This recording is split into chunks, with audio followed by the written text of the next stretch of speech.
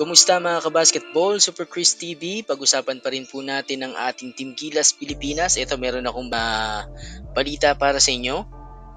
Ito si Dwight Ramos mga kabasketball, coming from an injury ay expected na magbabalik dito sa ating Team Gilas.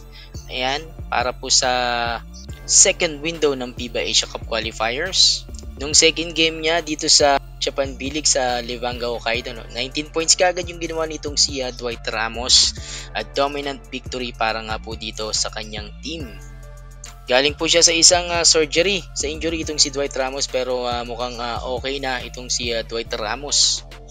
Alam niyo naman si Coach Tim Cone, mas prepare niya yung big man o malalaking player, lalo na sa backcourt defender. Kaya nga kinuha niya rin ito sila Calvin Optana at saka itong si Chris Newsome.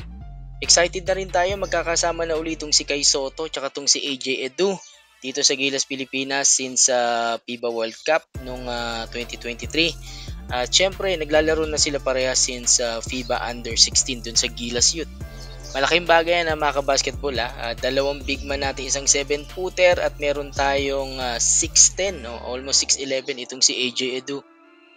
Magandang matchup yan dahil nagpalit nga ng rosters itong New Zealand. Meron silang ngayong 7-footer itong New Zealand. So itatry natin na i-match yung bigs nitong New Zealand.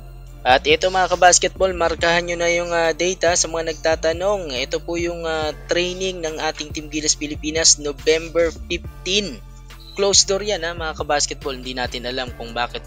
Pero ayon sa report ay closed door yung magiging practice ng ating Team Gilas.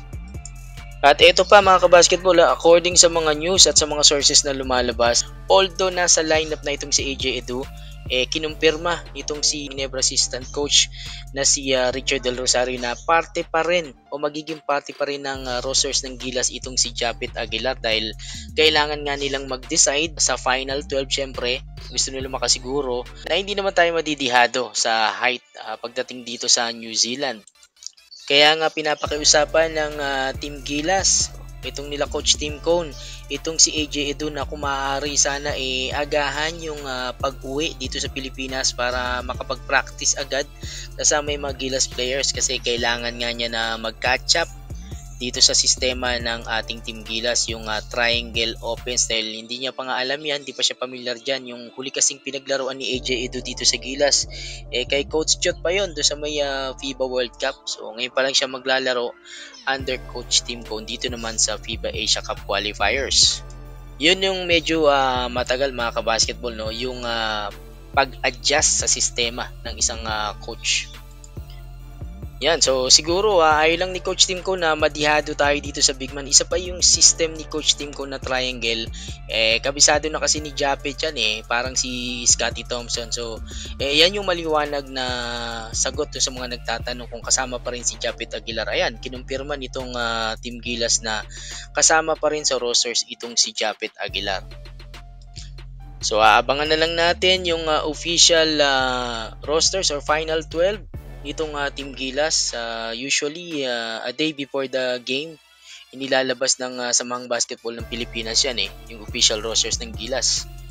So may konting pagbabago lang dyan na mangyayari, sigurado tayo dahil si Scottie Thompson na sigurado ipapasok ni Coach Tim Cone yan sa rosters ng Gilas.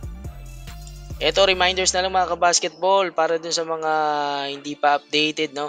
Yung Gilas Pilipinas, makakalaban natin New Zealand November 21. Yan and then susunod dyan yung Hong Kong sa November 24 naman. Yan, sa second window yan ng FIBA Asia Cup Qualifiers. Parehas yung gaganapin dito sa SM Mall of Asia Arena. Yan, hanggang dyan lang mga kabasketball yung ating update. At sana po mga kabasketball, supportan nyo po yung ating bagong Facebook page. Hinikahit ko po kayo na mag-follow at mag-share kasi bago po yan mga kabasketball yung ating Facebook page at nag-a-update din po tayo dyan. Ipopost po natin yung mga latest update dyan sa Gilas. Meron din po sa NBA at PBA, yung mahilig pong manood ng NBA at PBA. Yun mga kabasketball, salamat. Hanggang dyan lang. This is Super Chris TV.